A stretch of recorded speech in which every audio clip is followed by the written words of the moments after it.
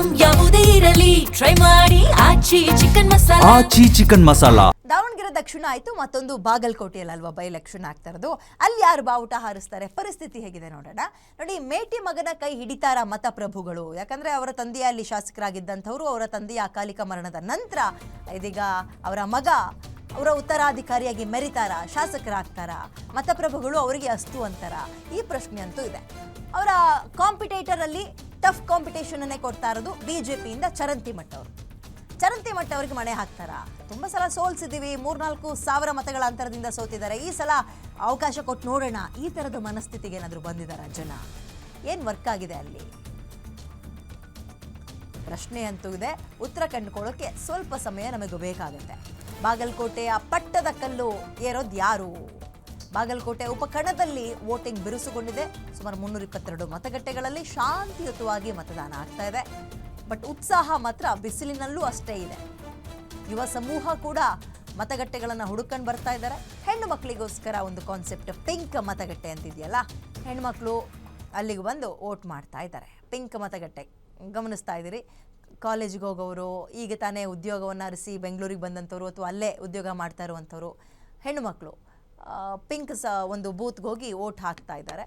ಅವ್ರನ್ನ ವೆಲ್ಕಮ್ ಮಾಡೋಕ್ಕೂ ಕೂಡ ಪಿಂಕ್ ಕಲರ್ ಬಲೂನ್ಗಳನ್ನೆಲ್ಲ ಹಾಕಿ ಅತ್ಯಾಕರ್ಷಣೀಯವಾಗಿ ಒಂದು ಸಿದ್ಧತೆಗಳನ್ನು ಮಾಡಿದ್ದಾರೆ. ಬಾಗಲಕೋಟೆಯ ಚಿತ್ರಣ. ಬಹಳ ಉತ್ಸಾಹದಿಂದ ಹೆಣ್ಣುಮಕ್ಕಳು ಖುಷಿಯಾಗಿ ವೋಟ್ ಮಾಡೋಕ್ಕೆ ಕ್ಯೂ ನಿಂತಿರೋದು ನೋಡೋಕ್ಕೆ ಬಹಳ ಒಳ್ಳೆ ಬೆಳವಣಿಗೆ ಇದು. ಬಾಗಲಕೋಟೆ ಉಪಚುನಾವಣೆ ಮತದಾನ ಬಿರುಸಿನಿಂದ ಸಾಗಿರುವಂಥದ್ದು. ಬೆಳಗ್ಗೆ 7 ಗಂಟೆಗೆ ಆರಂಭವಾದಂತಹ ಮತದಾನ ಸುಮಾರು 12 ಗಂಟೆ ಕಳೆತಾ ಬಂತು. ಸಾಕಷ್ಟು ಬಿರುಸಿನಿಂದ ಗ್ರಾಮೀಣ ಭಾಗ ಆಗಿರ್ಬೋದು, ಮತ್ತೆ ನಗರ ಪ್ರದೇಶದಲ್ಲಿ ಕೂಡ ಮಹಿಳೆಯರು ಮತ್ತು ಯುವಕರು ಮತ್ತೆ ವಯೋವೃದ್ಧರಾದಿಯಾಗಿ ಸಾಕಷ್ಟು ಜನ ಇಲ್ಲಿ ಬಂದು ಮತದಾನ ಮಾಡ್ತಿದ್ರು. ನಾನಿದೀಗ ಬಾಗಲಕೋಟೆಯ ನವನಗರದಲ್ಲಿರುವಂಥ ಅಂಬೇಡ್ಕರ್ ಭವನದಲ್ಲಿ ಒಂದು ಪಿಂಕ್ ಮತಗಟ್ಟೆ ನಿರ್ಮಾಣ ಮಾಡಲಾಗಿದೆ. ನೀವು ನೋಡ್ತಾ ಇರ್ಬೋದು ದೃಶ್ಯಗಳಲ್ಲಿ, ನಾನು ತೋರಿಸ್ತಾ ಹೋಗ್ತೀನಿ. ಇದೀಗ ಸಖಿ ಮತಗಟ್ಟೆ ಅಂತ ಕರೆಯಲಾಗುತ್ತೆ. ಈ ಸಖಿ ಮತಗಟ್ಟೆಯಲ್ಲಿ ಯುವತಿಯರು ಅಥವಾ ಕಾಲೇಜು ವಿದ್ಯಾರ್ಥಿನಿಯರು ಹೆಚ್ಚಾಗಿ ಇಲ್ಲಿ ಕಂಡು ಬರ್ತಾ ಇರುವಂತಹ ದೃಶ್ಯಗಳನ್ನು ನೋಡ್ತಾ ಇರಬಹುದಾಗಿದೆ. ಏನಂದ್ರೆ ಈ ಸುಮಾರು 17ನಷ್ಟು ಮತಗಳನ್ನ ಈ ಒಂದು ಸಖಿ ಕೇಂದ್ರ ಮತಗಟ್ಟೆಯಲ್ಲಿ ಮತದಾರರಿದ್ದಾರೆ. ಅದರಲ್ಲಿ ಸುಮಾರು 790ಕ್ಕೂ ಹೆಚ್ಚು ಮತದಾರರು ಮಹಿಳೆಯರು ಇರೋದ್ರಿಂದಾಗಿ ಈ ಮತಗಟ್ಟೆಯನ್ನ ಸಖಿ ಮತಗಟ್ಟೆಯಾಗಿ ಪರಿವರ್ತನೆ ಮಾಡಲಾಗಿರುವಂಥದ್ದು.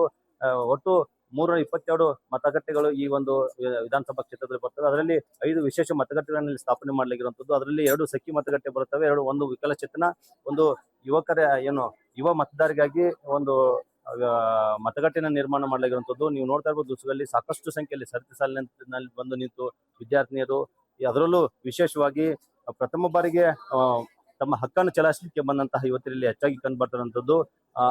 ಅವರಿಗಾಗಿ ಒಂದು ಮತಗಟ್ಟೆಯನ್ನ ನಿರ್ಮಾಣ ಮಾಡಲಾಗಿದೆ. ಬೆಳಗ್ಗೆಯಿಂದಲೇ ಸರತಿ ಸಾಲಿನಲ್ಲಿ ನಿಂತು ತಮ್ಮ ಹಕ್ಕನ್ನ ಚಲಾಯಿಸ್ತಿದ್ದಾರೆ. ಸುಮಾರು 2,59,797 ಮತದಾರರು ಈ ಒಂದು ವಿಧಾನಸಭಾ ಕ್ಷೇತ್ರದಲ್ಲಿ ಬರ್ತಾರೆ. ಅದರಲ್ಲಿ ಮಹಿಳೆಯರು 1,32,000ಕ್ಕೂ ಅಧಿಕ ಮಹಿಳಾ ಮತದಾರರಿದ್ದಾರೆ. ಇನ್ನೊಂದು 1,27,700 ಪುರುಷ ಮತದಾರರು ಇರುವಂತದ್ದು. ನಾನಿದೀಗ ಇಲ್ಲಿರುವಂತಹ ಮೊದಲ ಮತದಾರರು ಏನಿದ್ದಾರೆ, ಮೊದಲ ಬಾರಿ ಮತದಾನ ಮಾಡ್ಲಿಕ್ಕೆ ಬಂದಂತಹ ವಿದ್ಯಾರ್ಥಿನಿಯರನ್ನು ಮಾತಾಡ್ತಾ ಹೋಗ್ತೀನಿ. ಅವ್ರು ಯಾವ ರೀತಿ ತಮ್ಮ ಹಕ್ಕನ್ನು ಚಲಾಯಿಸ್ತಾ ಇದ್ದಾರೆ, ಏನು ಹೇಳ್ತಾರೆ ತಮ್ಮ ಇದ್ರ ಬಗ್ಗೆ ಅಂತ. ಫಸ್ಟ್ ಟೈಮ್ ವೋಟ್ ಮಾಡಕ್ ಬಂದಿದ್ದೀರಿ, ಏನ್ ಹೇಳ್ತೀರಾ? ಫಸ್ಟ್ ಟೈಮ್ ವೋಟ್ ಮಾಡ್ತಿದ್ವಿ, ಥರ್ಡ್ ಟೈಮ್ ವೋಟ್ ಮಾಡ್ತಿರೋದು. ಎಲ್ಲರೂ ಬರ್ರಿ ವೋಟ್ ಮಾಡ್ರಿ ಅಷ್ಟೇ. ಈಗ ಸಾಕಷ್ಟು ಜನ ಈ ತರ ಮತದಾನ ಮಾಡ್ದೇನೆ ಅಲ್ಲಿಂದ ಬೇರೆ ಬೇರೆ ಕಡೆ ಎಲ್ಲ ಹೋಗ್ತಾರೆ ರಜೆ ಮಾಡ್ಕೊಂಡು. ತಾವು ವೋಟ್ ಮಾಡಕ್ ಬಂದಿರಾ? ಎಲ್ಲೂ ಹೋಗ್ಬೇಡ್ರಿ, ರಜೆ ಮಾಡ್ಬೇಡ್ರಿ, ಬರ್ರಿ ವೋಟ್ ಮಾಡ್ರಿ, ನಿಮ್ ರೈಟ್ಸ್ ಐತಿ. ರಿಸರ್ವ್ ಪರ್ಸನ್ ಚೂಸ್ ಮಾಡ್ರಿ. ಮೇಡಮ್ ಏನ್ ಹೇಳ್ತೀರಾ? ಈಗ ನಾವು ಫಸ್ಟ್ ಟೈಮ್ ವೋಟ್ರಾ? ಇಲ್ಲ ಸರ್, ಥರ್ಡ್ ಟೈಮ್. ಓಕೆ, ಏನ್ ಹೇಳ್ತೀರಾ ಬೇರೆ ಮತದಾರರಿಗೆ ಏನ್ ಹೇಳ್ತೀರಾ? ಯಾಕಂದ್ರೆ ಸರ್, ಇದು ಪ್ರಜೆಗಳಿಗಾಗಿ ಮಾಡ್ತಿರೋ ಒಂದು ಸರ್ಕಾರ ಸರ್. ಸೊ ಹಾಗಾಗಿ ನಾವು ಪ್ರಜೆಗಳೇ ಆರಿಸ್ಬೇಕಾಗುತ್ತೆ ನಮ್ಮ ಜನಪ್ರತಿನಿಧಿನ. ಸೊ ಬರ್ರಿ ವೋಟ್ ಮಾಡ್ರಿ. ಯಾಕೆ ನಿಮ್ ವೋಟ್ ನ ವೇಸ್ಟ್ ಮಾಡಿ ಬೇರೆದವ್ರಿಗೆ ಅದು ನೋಟಕ್ಕೂ ಹಾಕ್ರಿ ಕಡೆ ಬರ್ರಿ, ನಿಮ್ ಹಕ್ಕ ನೀವು ಚಲಾಯಿಸ್ರಿ. ಯಾಕೆ ಸುಮ್ಮನೆ ವೇಸ್ಟ್ ಮಾಡ್ತೀರಿ? ರಜಾ ಕೊಡೋದ ವೋಟ್ ಮಾಡಕ್ ಕೊಟ್ಟಿರ್ತಾರ, ಮನ್ಯಾಗ ಕುಂತ ಏನ್ ಮಾಡ್ತೀರಿ?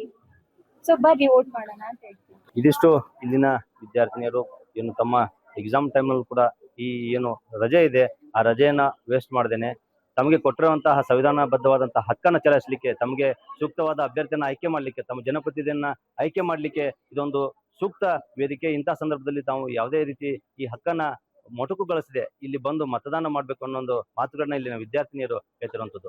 Ashok, guarantee news, Bagalkot.